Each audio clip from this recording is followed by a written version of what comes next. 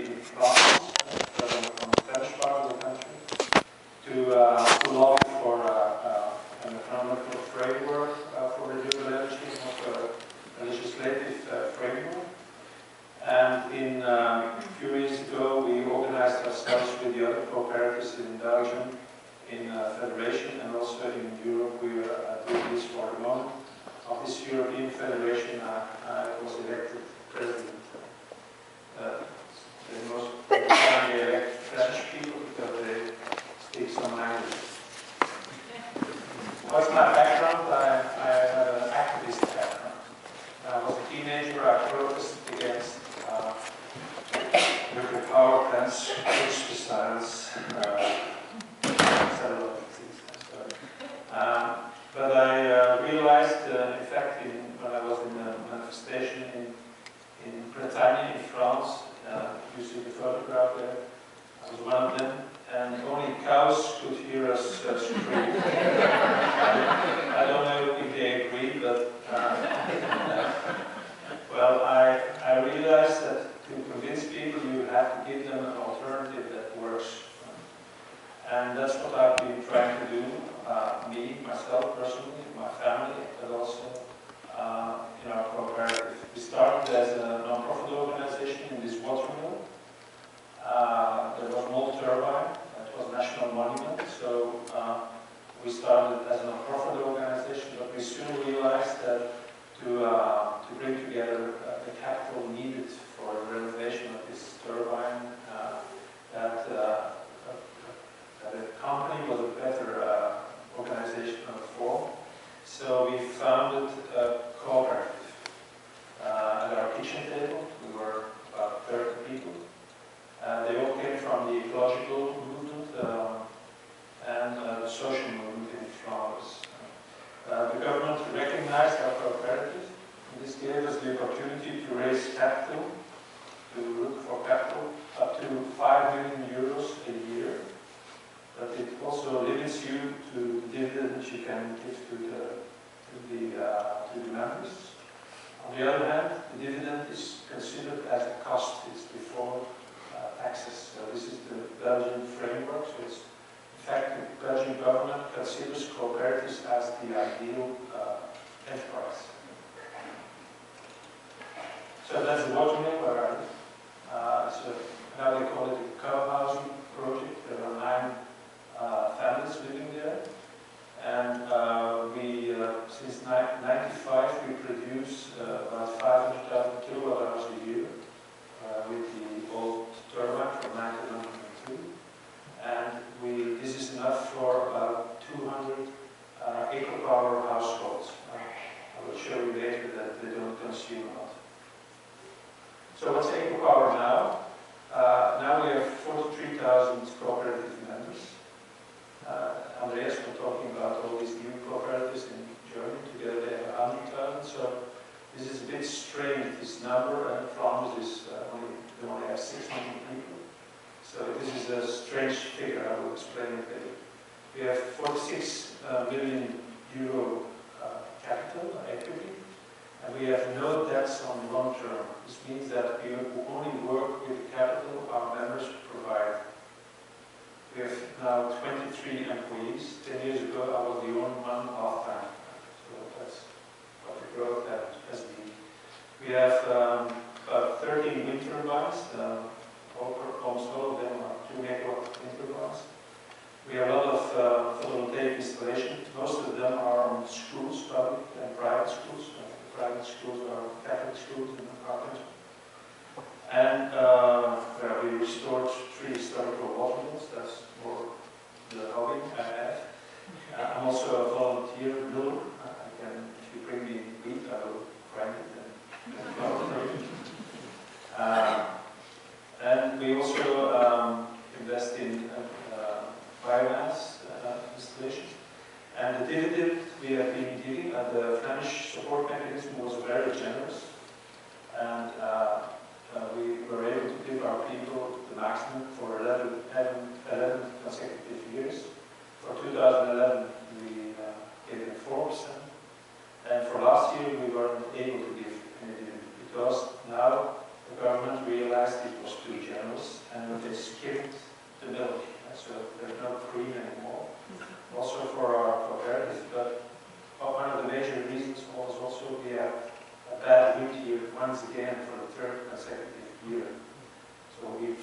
is a trend that has something to do with climate change. It was also the third year we had snow for more than 3 weeks in a row. So this is getting strange. I also know in the water wheel the flow of the water is more extreme. So you have a lot of water or no water, and so that's not good for water. So Flanders is densely populated, more than 350 people per square kilometer. So it's hard to find suitable places for wind turbines. There's a lot of competition. I will say more about this later. And this is why we went across the language border. We have a language border. So here you can't speak French, and here you can't speak Dutch. So that's very and yeah, you can speak it in when you're elected, you speak French, and you can't speak French in a Flemish municipality. I lost the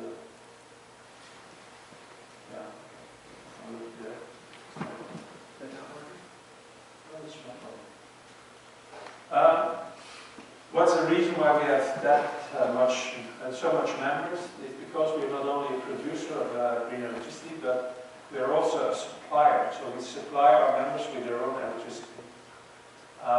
Due to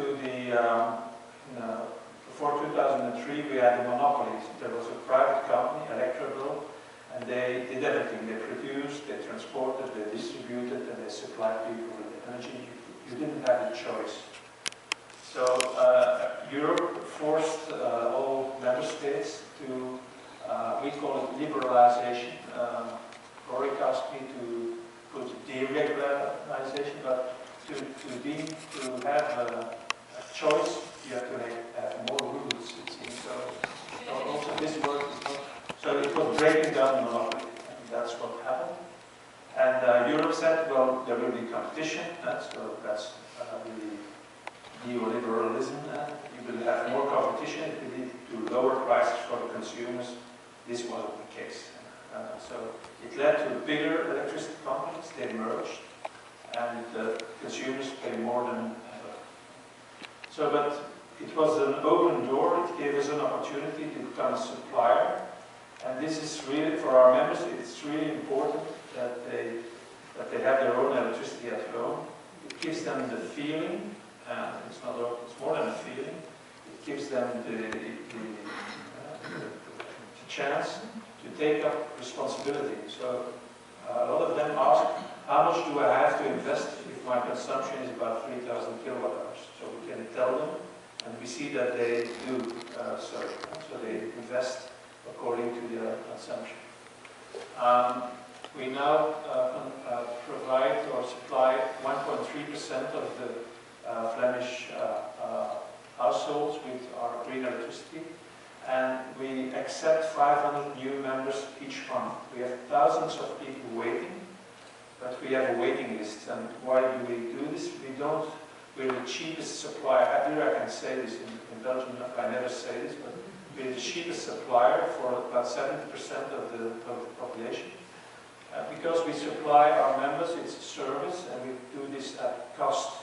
So we don't make profit on the supply of energy, of electricity. So we have a waiting list, and that's why we don't want people just to come for the fair price, but we want them to come to invest in renewable energy production. So we have a sort of threshold where they should wait a bit.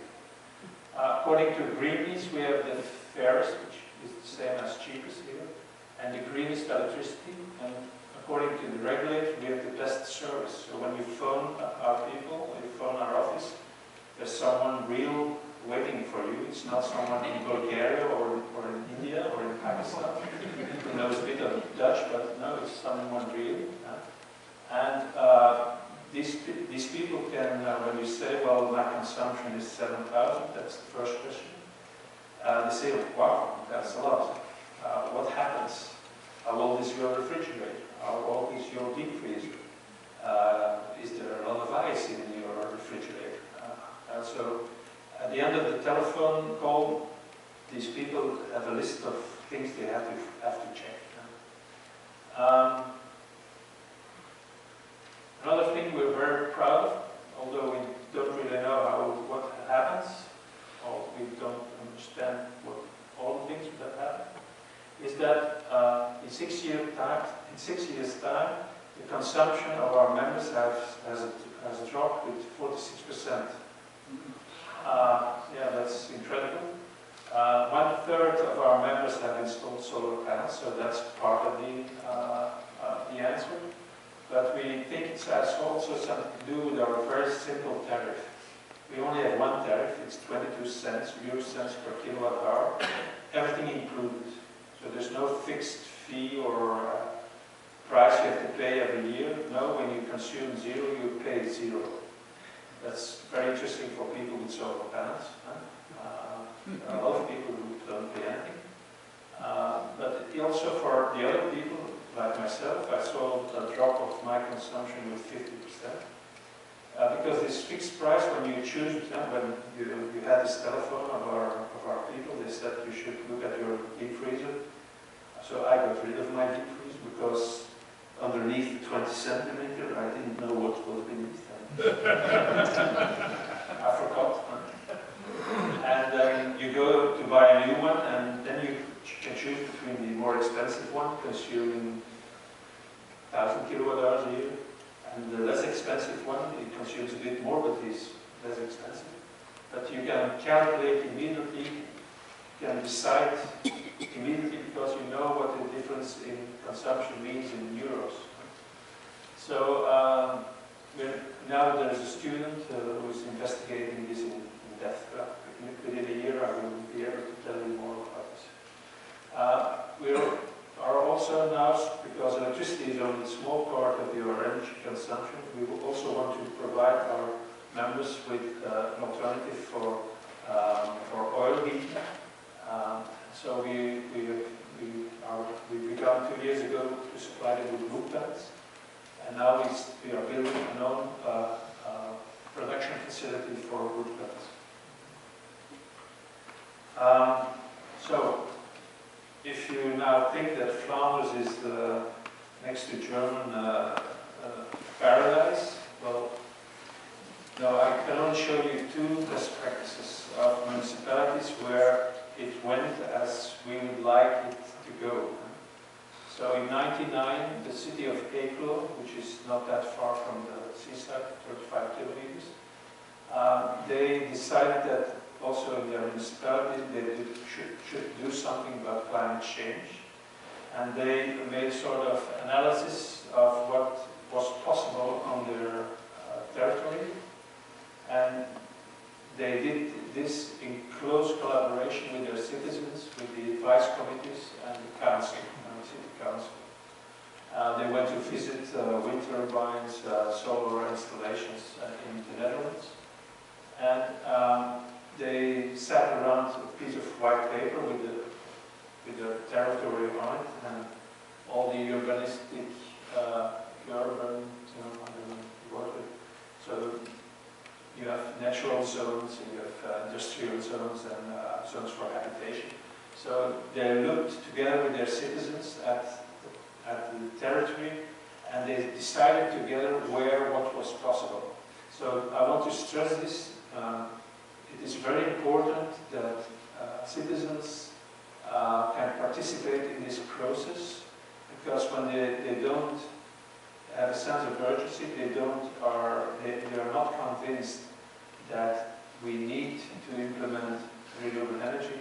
There's a big chance that they would be against it.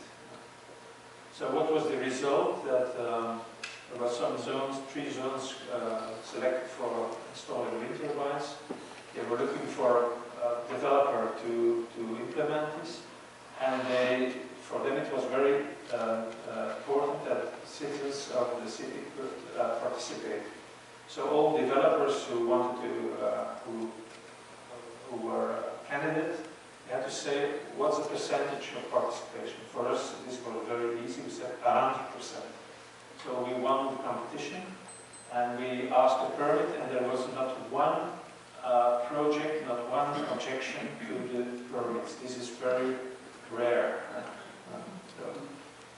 And in the other municipality, who took 5 years. So for politicians, it's when they want to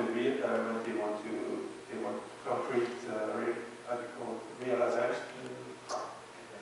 You know, they want to realize something. They want to go fast, but we asked several years to do this participatory process. And in the other municipality, this also resulted in only one complaint. So this is very good as well. Then we work with volunteers. Here we have one of our princes starting to dig the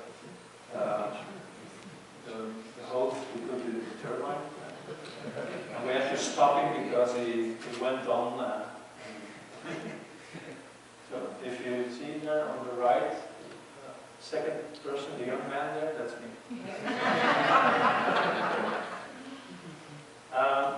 So we installed there, at that time, the biggest wind turbines in Belgium. And the result was that the number of our members grew from 30 to 700. And for a lot of wind cooperatives in the Netherlands, for instance, 700 to 1,200 members is the normal size of a cooperative. So it is really the fact that you also supply people with energy that gives you access to more people. So in 2 years ago, the same city had a second tender for another 2 wind turbines. We also won this tender because we promised them to hire an engineer, and now 3 days out of 5 he is at the desk. It's a sort of energy desk in the city hall, council hall, and he gives advice to all citizens, enterprises, companies, and also the city itself. Whenever there is a building project, he's a sort of consultant for free. We also gave him a plan for a district heating facility or network. They have an incinerator, so with a lot of municipalities together, but all the heat is dissipated into the air. So we gave them a plan, and which is interesting. EcoPower, we have together with the college in Leuven, we created a student cooperative. And these are engineers, and they split their master in 2 years. And then they have one year of time to do research or to do a real job. And they made this plan for the district heating. They went to Denmark, they had courses there about district heating, and then they applied this in April. And so it's they get jobs in a protected environment. Only the members of the learning cooperative give jobs to them. And well, this is an interesting model, I think, because they get to know, they are working on renewable energy and energy efficiency, but in a cooperative way. So they also get to know how to work together as engineers together. And now they have a new plan. They will make cooperative student housing. So they will refurbish our old student house into almost zero emission student house. So that's the context we're working in. With the financial crisis, which I think we have only seen in, which led to an economic crisis in Europe. Especially in South Europe, it's a big problem. The indignados and also Occupy Wall Street, they say it's a crisis of our system. Combined with the climate problem, the environmental crisis, the fact that fossil fuels will become scarce. And this leads already to social crisis in the south of Europe. And energy is one of the main issues in the coming decades, like drinking water. And we will face an energy transition from fossil and nuclear fuels to renewable, from centralized production to decentralized production. Also, a nuclear power plant has an efficiency of 30%, like a coal-fired plant. In the future, production of energy, electricity and heat will come close to the consumer.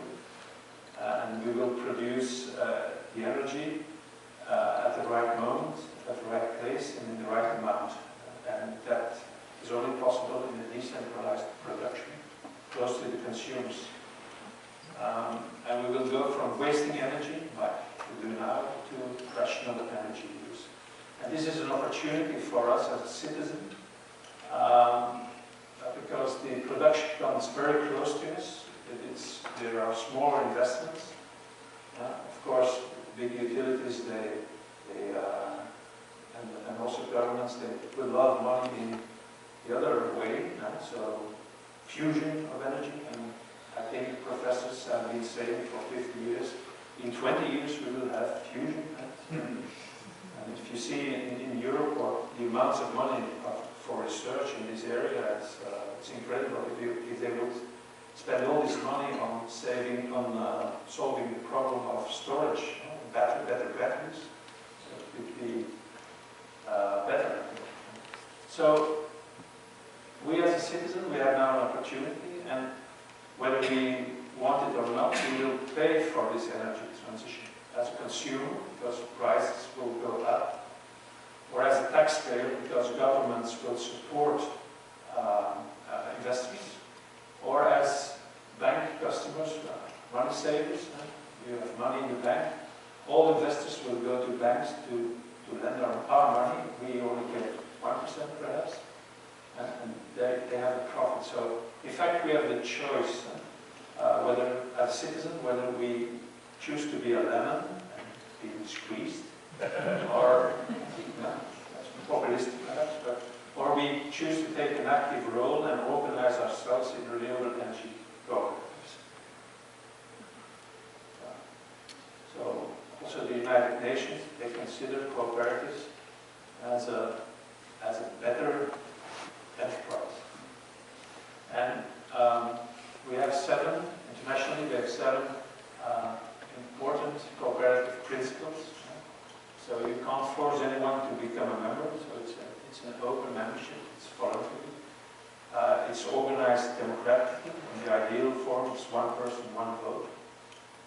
There's an economic relation between the cooperative and its members, so it should be more than just a financial return. That's more close to an investment fund. We're autonomous and independent, so a big company can't control a cooperative. We educate, we train, and we give a lot of information to our members. So it's very important that a cooperative is a very transparent organization. Of our cooperative, on our website, you find everything, even production data of every wind turbine. And what's also very important is that cooperatives don't compete with other cooperatives. They work together, they help each other. And I've said this already sometimes here in Rebecca, I very much like the Italians. They told me one strawberry plant can't cover a whole field alone, but he has offspring, and in a few years, this offspring covers the whole field. So this is the way cooperatives like to grow. So if the model of eco-power is copied by someone else, even in our own country, we're happy because these threads are a way of working. So we will help them to become a copy of our own cooperative. And also cooperatives, they are concerned for community, not only for the people or our members now, but also the members in 100 years and 200 years. So that's different in a commercial, capitalistic company. They're concerned about the next figures, what will be the return for the CEO. So I had this slide. I didn't tell much about this in other presentations, but I found this on the internet a few years ago, and it seems that there are a lot of energy cooperatives in the United States, also here, I think. But perhaps they are old and perhaps you don't have a connection with them, but I think it would be very good to look for a connection with them. Perhaps they must have new people in their boards, but I think this is well, there is something here which. So they're organizing touchstone energy cooperatives. I didn't meet people from these cooperatives yet. In Europe, we are organizing ourselves because in Brussels, as the capital not only of Belgium but also of the European Union, there are now thousands of lobbyists, and thousands of lobbyists from these big energy companies who tell the commissioners and people from the parliament we should invest in research on new nuclear power plants, thorium, fusion, because they want to keep the production centralized, because that's what they do. And we should be there as well to tell the commissioner, well, that's what's happening all over Europe. There are more than 2,000 renewable energy cooperatives, but they don't, you can't see them in Brussels. And we want to bring to surface what happens there, and we work together with Cooperatives Europe, which is the big umbrella organization of all cooperatives in Europe, and they represent more than 100 million Europeans. And we should tell commissioners and people from the parliament, and that's what we've been doing over the past few months, with success, what we do. And then if we bring to surface what we do, we can also start lobbying to change legislations, because what we do in Belgium is not possible for a cooperative in France. And what happens in Germany is not possible in Poland. So we have a lot of work in Europe to come to a good situation for citizens and their cooperatives. So we even got some money from the European Commission to do this during 3 years. These are our partners in the project. We selected interesting cooperatives like Renewable. They